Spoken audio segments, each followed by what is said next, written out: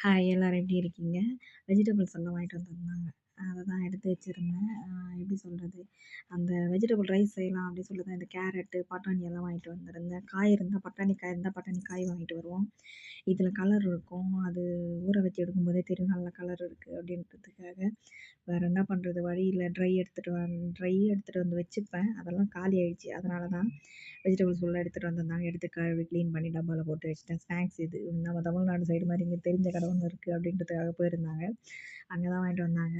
Snacks எல்லாம் சூப்பரா இருந்தது. அதோட பக்கத்து பில்டிங்ல இருந்தது. அது அங்க பால்கனில வச்சிருந்தாங்க. சூப்பரா இருந்தது. இது சங்குப்பூ.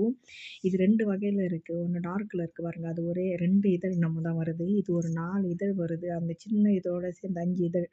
நீங்க எத்தன வகையான சங்குப்பூ செடி வீட்ல வச்சிருக்கீங்கன்னு மறக்காம சொல்லுங்க. வீடியோ பிடிச்சிருந்தா லைக் பண்ணுங்க. மறக்காம நம்ம சேனல சப்ஸ்கிரைப் பண்ணுங்க. நெறைய பேர் வீடியோஸ் பார்க்குறீங்க. லைக் பண்ண மாட்டீங்க. மறக்காம லைக் பண்ணுங்க. Thank you